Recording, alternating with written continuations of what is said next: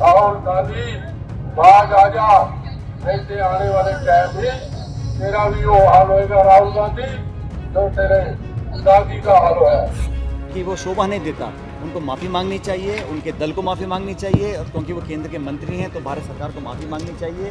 नेता प्रतिपक्ष के खिलाफ इतनी ऊंची भाषा का प्रयोग करना कतई किसी रूप में भी सही नहीं है।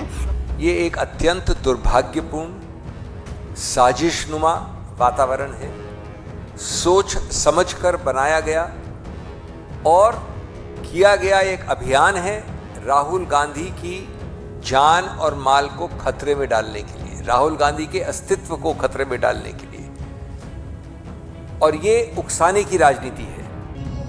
राहुल गांधी बाज आजा, नहीं से आने वाले टाइम में तेरा भी वो हाल होएगा राहुल गांधी जो तेरे दादी का हाल है। नमस्कार, मैं रवीश कुमार। राहुल गांधी को जान से मारने की धमकी दी जा रही है तो कोई उन्हें नंबर 1 आतंकवादी कह रहा है। बीजेपी के पूर्व विधायक ने कहा है कि राहुल गांधी का हाल भी दादी के जैसा हो जाएगा। क्या यह जान से मारने की धमकी नहीं? मोदी सरकार के केंद्रीय मंत्री राहुल गांधी को नंबर 1 आतंकवादी बता रहे हैं। तमिलनाडु के मुख्यमंत्री एम.के. स्टालिन ने राहुल गांधी को धमकी दिए जाने और आतंकवादी कहे जाने पर हैरानी जताई है और निंदा की है। केंद्र सरकार से मांग की है कि सरकार राहुल गांधी की सुरक्षा कड़ी करे। संसद में आपने देखा होगा, स्पीकर से लेकर बीजेपी के सांसद, मोदी सरकार के मंत्री, नेता प्रतिपक्ष राहुल गांधी को कैसा होना चाहिए, कैसे बैठना चाहिए, क्या बोलना चाहिए, बड़ी जिम्मेदारी का पद होता है, बार बार बताया जाता था। लेकिन राहुल गांधी को याद दिलाते दिलाते लगता है बीजेपी खुद भूल गई है कि नेता प्रतिपक्ष को नंबर 1 आतंकवादी कहना सही नहीं है और जान से मारने की धमकी भी ठीक नहीं। ऐसा क्यों हो रहा है, हम इस वीडियो में बात करेंगे। क्यों कांग्रेस ने इन बयानों को लेकर आज प्रदर्शन किया, और आपको यह भी याद दिलाएंगे कि कैसे इन 10 वर्षों के दौरान प्रधानमंत्री मोदी की जरा सी भी आलोचना करने पर नागरिकों और पत्रकारों को जेल में डाला जाता रहा है। ये हैं तरविंदर सिंह मारवा, पूर्व विधायक हैं और बीजेपी के नेता हैं। इन्होंने कहा है कि राहुल गांधी बाज आजा, नहीं तो आने वाले टाइम में तेरा वही हाल होगा जो तेरी दादी का हुआ। यह आलोचना नहीं है, अपमान और अपशब्द भी नहीं है जो नेता एक दूसरे का कर दिया करते हैं। इस बयान में सीधे सीधे जान से मारने की धमकी की झलक मिलती है। पूर्व विधायक और बीजेपी के नेता तरविंदर सिंह मारवा के इस बयान के कई दिन गुजर जाने के बाद भी इनके खिलाफ किसी तरह की कार्रवाई नहीं हुई है। राहुल गांधी बाज आजा, नहीं से आने वाले टाइम में तेरा भी वो हाल होएगा राहुल गांधी जो तेरे दादी का हाल है। इतना काफी था कि प्रधानमंत्री मोदी या गृह मंत्री अमित शाह इस बयान की निंदा करते, उन्होंने नहीं की। कानूनी कार्रवाई तो क्या ही होगी। प्रधानमंत्री अक्सर अपने भाषणों में इस बात का जिक्र करते हैं कि उन्हें गालियां दी जा रही हैं और वे काम किए जा रहे हैं। 100 दिन पूरे होने पर भी उन्होंने ऐसा बयान दिया, लेकिन जब वही काम उनकी पार्टी के नेता करते हैं तब प्रधानमंत्री चुप रह जाते हैं। और आपने देखा होगा पिछले 100 दिन में न जाने कैसी कैसी बातें होने लगी। इस दौरान मेरा मजाक उड़ाने लगे।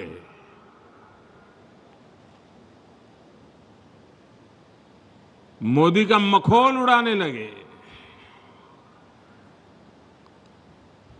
भांति भांति के तर्क वितर्क बताते रहे, मजा लेते थे और लोग भी हैरान थे कि मोदी क्या कर रहा है, क्यों चुप है, इतनी मजाक हो रही है, इतना अपमान हो रहा है। लेकिन मेरे गुजरात के भाइयों बहनों, ये सरदार पटेल की भूमि से पैदा हुआ बेटा है।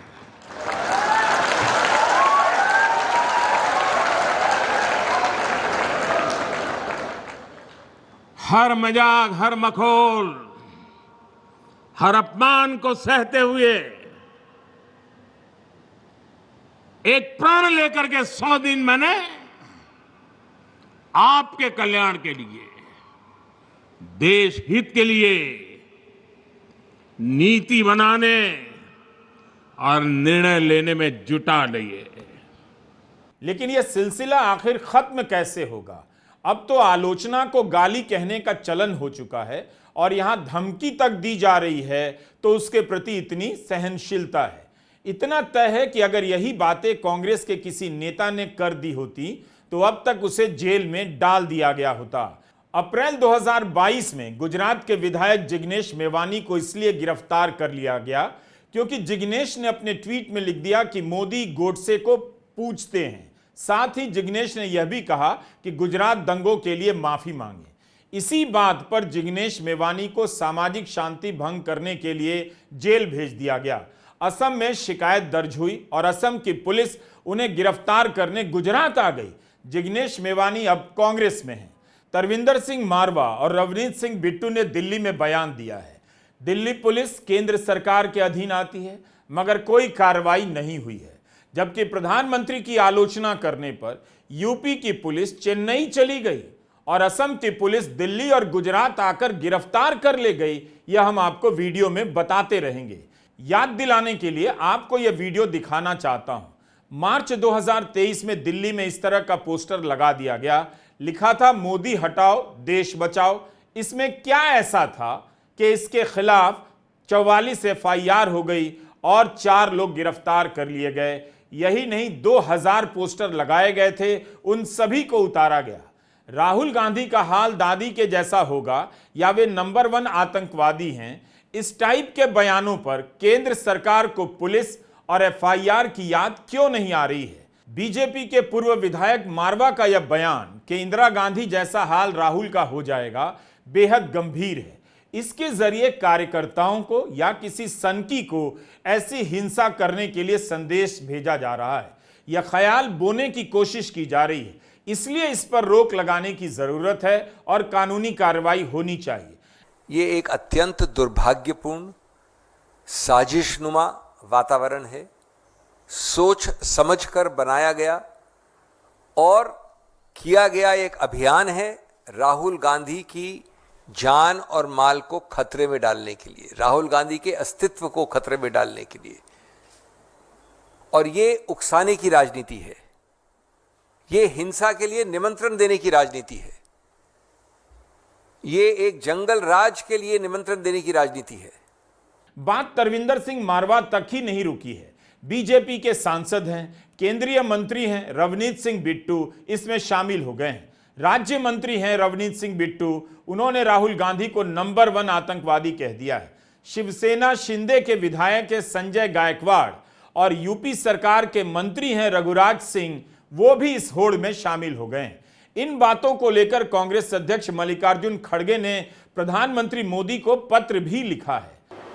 आजादी के बाद संसद में सत्ता पक्ष और विपक्ष के बीच सम्मानजनक असहमतियों का एक लंबा इतिहास रहा है।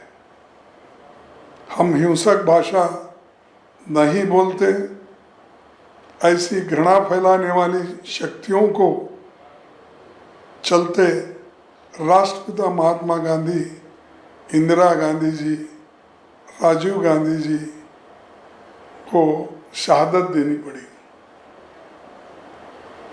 कांग्रेस के करोड़ों कार्यकर्ता और नेता इस बात को लेकर बहुत उद्वेलित और चिंतित है। मैं उनसे अनुरोध और अपेक्षा करता हूं कि आप कृपया अपने नेताओं पर अनुशासन और मर्यादा का अंकुश लगाएं। रवनीत सिंह बिट्टू को राहुल गांधी ने आगे बढ़ाया। 2021 में 2 महीने के लिए लोकसभा में कांग्रेस का नेता भी बनाए गए, लेकिन अब वही रवनीत सिंह बिट्टू राहुल गांधी को आतंकवादी कह रहे हैं। सफाई दी तो उसमें भी दोहरा दिया, आतंकवादी नहीं कहा जाएगा तो क्या कहा जाएगा। रवनीत सिंह बिट्टू की दलील सुनिए। गुरपतवंत सिंह पन्नू ने राहुल गांधी के बयान का समर्थन कर दिया, तो इसके लिए राहुल गांधी को आतंकवादी कैसे कह दिया जाएगा? पन्नू अपने आप को हीरो साबित करने के लिए किसी के भी बयान का इस्तेमाल कर सकता है, लेकिन क्या इसी वजह से केंद्रीय मंत्री नेता प्रतिपक्ष राहुल गांधी को नंबर 1 आतंकवादी कहेंगे? बिट्टू भूल गए कि किसान जब दिल्ली आए तो उन्हें आतंकवादी कहा गया। किसानों ने बाकायदा पोस्टर लगाया था कि हम आतंकवादी नहीं हैं। अमेरिकी डिपार्टमेंट ऑफ जस्टिस ने एक आरोप पत्र में अदालत को यह जानकारी दी कि भारत में कार्यरत एक सरकारी अधिकारी ने एक भारतीय नागरिक को पैसे देकर पन्नू की हत्या की सुपारी दी थी। इस मामले में डिपार्टमेंट ऑफ जस्टिस ने बाकायदा आपराधिक केस दर्ज किया और FBI इस मामले में जांच कर रही है। व्हाइट हाउस की ओर से कहा गया कि भारत अमेरिका के आरोपों को गंभीरता से ले रहा है। भारत की ओर से कहा गया कि हम इन आरोपों की जांच कर रहे हैं। इस प्रकरण में अमेरिका ने एक आरोपी निखिल गुप्ता को जून 2024 में चेक रिपब्लिक से गिरफ्तार किया था। रवनीत सिंह बिट्टू को यह घटना इसलिए याद दिला रहा हूं कि क्या इसके लिए वे अमेरिका को भी वही सब कह सकते हैं जो राहुल गांधी को कह रहे हैं। असली चीज खड़गे साहब, जो राहुल गांधी ने बात कही सिखों के बारे में, वो पगड़ी नहीं बांध सकते देश में, कड़ा नहीं डाल सकते, गुरुद्वारा नहीं जा सकते, उस बात को एंडोर्स किसने किया, उस बात की शाबाश किसने दी? जो सबसे खतरनाक टेररिस्ट पन्नू ने राहुल गांधी की सपोर्ट की। मैं 2 दिन पर वेट करता रहा भी कहीं कोई कांग्रेस और कांग्रेस के खास तौर प्रेसिडेंट इस बात का खंडन करेंगे। इस बात को जो पन्नू ने राहुल गांधी जी का नाम लेके उसे सपोर्ट दी है, उस बात को क्लैरिटी करेंगे भी हम पन्नू के साथ नहीं है। जो पन्नू ने ये कहा है राहुल गांधी जी का नाम लेके, उसके हम साथ नहीं है। जब आपने ये बात नहीं कही तो फिर मैंने ये बात कही। ये स्पष्ट होता है खड़गे साहब और आपकी कांग्रेस पार्टी और कांग्रेस के हर लीडर जो आज बात कर रहे हैं, इसका मतलब they are supporting mister Pannu के साथ खड़े हैं। ये स्पष्ट हो गया जब आपने नहीं बोला। अच्छा होता आप मेरे खिलाफ चिट्ठी लिखने के बजाय राहुल गांधी को जो पन्नू ने सपोर्ट किया है, देश को तबाह करने ने सपोर्ट किया है, उसके बारे में आप खंडन करते, उसकी बात कहते। देखो खड़गे साहब, टेररिस्ट किसको कहा जाता है? जो टेररिस्ट की बात एंडोर्स करे, जो टेररिज्म को प्रमोट करे। मेरा मतलब टेररिस्ट कहने का ये है भी जब पन्नू और राहुल गांधी एक दूसरे की बात, एक दूसरे को एंडोर्स कर रहे हैं, एक दूसरे की वाह कर रहे हैं, तो और क्या होगा? और उसे क्या कहा जाएगा ये बताओ। भी राहुल जी पन्नू वाली बात बोल रहे हैं, पन्नू जी राहुल वाली बात बोल रहे हैं, तो इसमें फर्क कहां रह जाता है? खड़गे साहब, ये बात पे आप अपनी स्थिति और कांग्रेस पार्टी स्पष्ट करे। रवनीत बिट्टू, किस मुंह से तुम राहुल गांधी को आतंकी कहते हो? तुमसे ज्यादा गिरा हुआ आदमी शायद मैंने देखा नहीं। तुम्हारी हिम्मत होती है राहुल गांधी को आतंकी कहने की? उस राहुल गांधी को जिसने अपनी दादी के सीने को 32 गोलियों से छलनी होते हुए देखा, क्योंकि उन्होंने फैसला कर लिया था कि वो इस देश की अखंडता और एकजुटता के खिलाफ कोई समझौता नहीं करेंगी। वो राहुल गांधी जिसने अपने पिता के चिथड़े शरीर को बटोरकर उनकी अंत्योष्टि करी थी और वो इस देश की एकजुटता और एकता के लिए शहीद हो गए। उस राहुल गांधी को तुम आतंकी बुलाओगे जिसके परदादा ने 9.5 साल ब्रिटिश हुकूमत में जेल में काट दिए आजादी की जंग लड़ाई लड़ते हुए?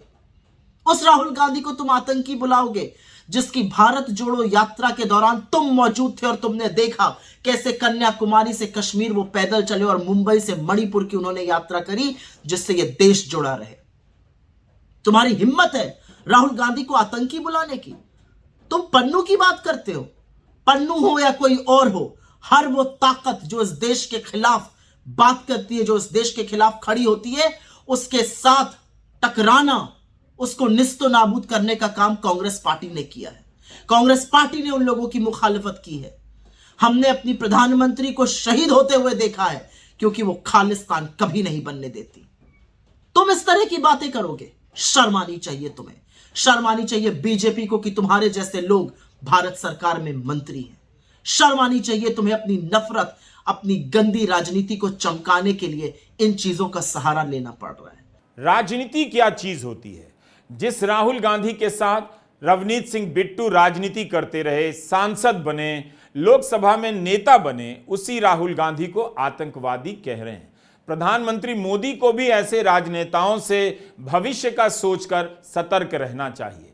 अपमानजनक शब्द प्रधानमंत्री मोदी के खिलाफ भी कम नहीं कहे गए हैं, लेकिन यहां बात अपमानजनक शब्दों की नहीं है, जान से मारने की है, जीभ काट लेने की धमकी की है।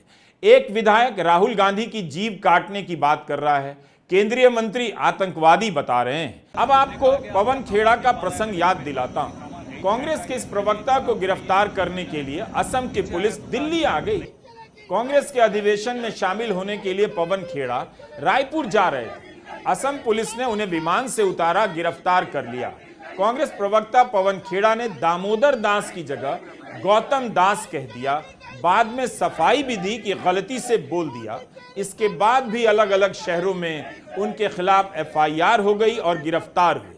पवन खेड़ा की गिरफ्तारी का मामला जब सुप्रीम कोर्ट पहुंचा तब जाकर उन्हें गिरफ्तारी से राहत मिली, लेकिन चीफ जस्टिस ने कहा कि बयानबाजी का कुछ तो स्तर होना चाहिए। यहां तो केंद्रीय मंत्री बार बार आतंकवादी कह रहे हैं, नेता प्रतिपक्ष को जान से मारने की धमकियां दी जा रही हैं और कई दिनों से यही सब चलता आ रहा है। कांग्रेस ने इन बयानों की निंदा की, लेकिन सिलसिला नहीं रुका। तब युवा कांग्रेस ने प्रदर्शन करने का फैसला किया। थानों में शिकायतें की गई हैं और चुनाव आयोग को इसकी प्रति भेजी गई है। कर्नाटका, तेलंगाना और बिहार में प्रदेश कांग्रेस ने विरोध प्रदर्शन किया है। बिहार कांग्रेस के अध्यक्ष अखिलेश प्रसाद सिंह ने मांग की है कि प्रधानमंत्री मोदी को तुरंत रवनीत सिंह बिट्टू को मंत्रिमंडल से बर्खास्त करना चाहिए, अगर वह उनके यानी मोदी के इशारे पर नहीं बोल रहे हैं तो। अखिलेश प्रसाद सिंह ने कहा कि उन्हें यकीन है कि बिट्टू ने यह बयान प्रधानमंत्री मोदी के कहने पर ही दिया होगा, क्योंकि बिट्टू के बाद बीजेपी के अन्य सदस्यों ने भी इसी तरह के बयान दिए हैं। हम सब लोग जानते हैं कि स्वर्गीय इंदिरा गांधी जी ने अपनी छाती पे 34 गोलियां खाई थी और शहीद हुई। हम सब लोग जानते हैं कि राहुल गांधी जी के पिता, जिन्होंने शांति वार्ता शुरुआत करी, इस वजह से उनके जिस्म के चीथड़े उड़ा दिए गए। आप उस व्यक्ति को, जिसके परिवार में, जिसके पिता ने, जिसकी दादी ने शहादत देश के लिए दी, आप उनके बारे में ऐसा कहते हो कि आप संभल जाओ, आप बोलो मत कुछ भी, नहीं तो आपका भी वही हाल होगा जो आपकी दादी का हुआ है। भारत के अंदर राजनीति इससे ज्यादा निचले स्तर पे नहीं गिर सकती। चलिए, एक व्यक्ति ने कह दिया, हो सकता है उसके अपने निजी विचार हो सकता है कि वो अपने आकाओं को खुश करना चाह रहा हो, लेकिन ना तो उसके आकाओं ने, ना भारतीय जनता पार्टी के नेताओं ने उसको चुप कराने की कोशिश करी, ना उसकी भर्त्सना करी। मैं एक चीज बता देना चाहता हूं भारतीय जनता पार्टी को, ये कांग्रेस पार्टी है और ये राहुल गांधी है। जान से मारने की धमकी से हम लोग किसी भी तरीके से डरने वाले नहीं हैं।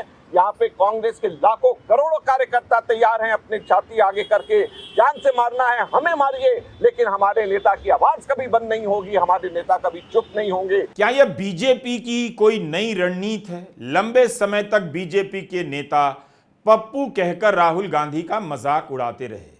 यह भी भूल गए कि पप्पू नाम के उनकी पार्टी में कई नेता होंगे, कार्यकर्ता होंगे, लेकिन इसके बाद भी राहुल गांधी इन चीजों से प्रभावित नहीं हुए। आईटी सेल और गोदी मीडिया के लगातार हमलों के बाद राजनीति में अपनी जगह बना ली। अब पप्पू नहीं चल पा रहा है तो फिर से उन पर हमला शुरू हुआ है। इसकी शुरुआत संसद में प्रधानमंत्री मोदी ने ही की। नेता प्रतिपक्ष का नाम तक नहीं लिया और बालक बुद्धि कहकर आलोचना करते रहे। यह इशारा राहुल गांधी की तरफ ही समझा गया था। इन पर महान स्वातंत्र सेनानी वीर सावरकर जैसे महान व्यक्तित्व का अपमान करने का मुकदमा है। इन पर देश की सबसे बड़ी पार्टी के अध्यक्ष को हत्यारा कहने का मुकदमा चल रहा है। इन पर अनेक नेताओं, अधिकारियों, संस्थानों पर झूठ बोलने के गंभीर आरोप है और वो केस चल रहे हैं। आदरणीय सभापति जी, बालक बुद्धि में ना बोलने का ठिकाना होता है और न ही बालक बुद्धि में व्यवहार का कोई ठिकाना होता है। और जब ये बालक बुद्धि पूरी तरह सवार हो जाती है तो सदन में भी किसी के गले पड़ जाते हैं। ये बालक बुद्धि अपनी सीमाएं खो देती है तो सदन के अंदर बैठ करके आंखें मारते हैं, आंखें मारते हैं।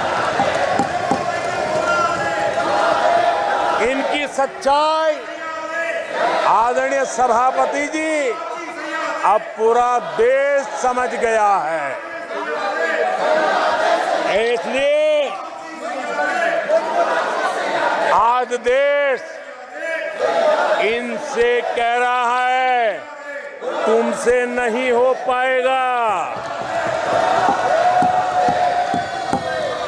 तुमसे ना हो पाएगा। नेता प्रतिपक्ष को कैसा होना चाहिए, क्या करना चाहिए, इस पर आपको बीजेपी नेताओं और मोदी सरकार के मंत्रियों के कई बयान मिल जाएंगे। बल्कि उन्हें क्या पहनना चाहिए इस पर भी राय दी जा चुकी है बीजेपी की तरफ से। संबित पात्रा तो यह भी बता रहे हैं कि राहुल गांधी को कैसे बैठना चाहिए। और मैं बताता हूं अपने एक्सपीरियंस से, मैं देखता हूं राहुल गांधी जी की तरफ कैसे बैठते हैं। वो ऐसे बैठते हैं जैसे अपने घर के सोफा सेट पे बैठकर टीवी देख रहे, हाथ पसार करके, पैर उठा करके। अरे भैया, ये तुम्हारे परिवार का ड्राइंग रूम नहीं है राहुल बाबा, ये तुम्हारे घर का ड्राइंग रूम नहीं है। This is the democratic countries parliament, this is the highest temple of democracy of India. ये भारतवर्ष के लोकतंत्र का मंदिर है। आपने कभी नरेंद्र मोदी जी को, जो देश के प्रधानमंत्री हैं, आपने कभी उनको इस प्रकार से बैठे हुए देखा है? और मैं तो कहता हूं इससे पूर्व के प्रधानमंत्रियों को भी कभी आपने ऐसे बैठे हुए देखा है? इन बयानों से यही लगता है कि बीजेपी को फिलहाल समझ नहीं आ रहा कि राहुल गांधी की आलोचना कैसे की जाए, उनकी राजनीति का मुकाबला कैसे करें। जाति की गणना की बात राहुल गांधी जोर देकर करते हैं। लोकसभा में कह दिया यही सरकार करेगी और वे कराकर दिखाएंगे। बीजेपी से जाति की गणना का नाम तक नहीं लिया जाता है। कहा भी नहीं जाता कि जाति की गणना नहीं कराएंगे। संघ की तरफ से आवाज आती है। 10 साल तक राहुल गांधी पर इसी तरह के हमले होते रहे हैं। लेकिन जब बात जान से मारने की धमकी पर आ जाए, आतंकवादी कहने पर आ जाए, जबान काट लेने पर आ जाए, तब प्रधानमंत्री मोदी को कार्रवाई करनी चाहिए। वे क्यों नहीं कर पा रहे हैं? जबकि ऐसी तमाम खबरें आपको मिल जाएंगी और मैं दिखा रहा हूं कि प्रधानमंत्री मोदी की आलोचना करने पर, अपशब्द कहने पर गिरफ्तारियां हुई हैं। अक्टूबर 2016 में उत्तर प्रदेश के सरधना में एक स्कूल के मालिक को नरेंद्र मोदी के खिलाफ सोशल मीडिया पर एक मीम डालने के लिए गिरफ्तार कर लिया गया। अप्रैल 2017 में सीआरपीएफ के एक जवान ने अपने भाई के माओवादी हमले में मारे जाने के दुख में एक वीडियो बना दिया, जिसमें उसने राजनाथ सिंह और नरेंद्र मोदी की आलोचना कर दी। वीडियो वायरल हुआ तो उसके सीनियर अधिकारियों ने मिलकर उसकी खूब पिटाई की। बाद में उसे सस्पेंड कर इंक्वायरी बिठा दी गई। 1 महीने बाद उसे नौकरी से निकाल दिया गया। अक्टूबर 2017 में शामली में एक 35 साल के युवक को नरेंद्र मोदी को कथित तौर पर गाली देने के लिए गिरफ्तार किया गया।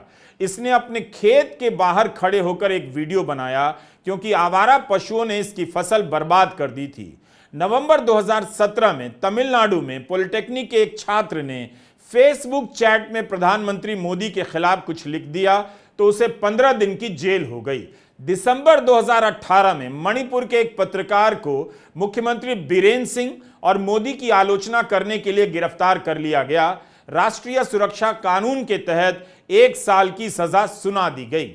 इस तरह के अनेक केस हैं जिसमें प्रधानमंत्री मोदी की आलोचना करना अपराध बना दिया गया। कई लोग जेल में डाले गए और उनके खिलाफ केस हो गया। अक्सर याद दिलाया जाता है =2 के बहस में कि प्रधानमंत्री मोदी के खिलाफ अपशब्द कहे गए, उनके खिलाफ कम अपमानजनक बातें नहीं हुई हैं, मगर यह कोई याद नहीं दिलाता कि इन्हीं बातों को कहने के लिए कितने लोगों को कहां कहां से पुलिस उठाकर ले गई और जेल में डाल देती है। मई 2021 की घटना है, बहुत ज्यादा पुरानी नहीं है। दिल्ली में एक पोस्टर लगा दिया गया जिस पर लिखा था, मोदी जी हमारे बच्चों की वैक्सीन विदेश क्यों भेज दी। बस इतनी सी बात पर दिल्ली पुलिस ने दर्जनों FIR कर दी, गिरफ्तारियां होने लगी। 25 लोगों के खिलाफ FIR हुई और मीडिया रिपोर्ट के अनुसार 15 से 17 लोग गिरफ्तार किए गए। अगस्त 2021 में यूपी पुलिस मनमोहन मिश्र को गिरफ्तार करने चेन्नई चली गई। उन्होंने अपने YouTube चैनल पर एक वीडियो बनाया जिसमें कथित तौर पर प्रधानमंत्री मोदी का अपमान किया गया था। जिस वक्त कार्रवाई हुई वह वीडियो 6 माह पुराना हो चुका था। इस वीडियो में उन्होंने प्रधानमंत्री के इस्तीफे की मांग की थी। न्यूज मिनट पर इस घटना के बारे में लिखा है कि उनके वीडियो के बहुत कम व्यूज हैं, उनके चैनल पर किसी भी वीडियो के 200 से ज्यादा व्यूज नहीं हैं, और तब भी मनमोहन मिश्र को गिरफ्तार कर लिया गया। ऐसा इस देश में हुआ है। प्रधानमंत्री मोदी की आलोचना करने पर यूपी की पुलिस चेन्नई चली गई गिरफ्तार करने, असम की पुलिस दिल्ली आ गई गिरफ्तार करने, लेकिन दिल्ली में बीजेपी के नेता, केंद्रीय मंत्री राहुल गांधी को कुछ भी बोल रहे हैं, राजनीतिक कार्रवाई भी नहीं हो रही है। नमस्कार, मैं रवीश कुमार।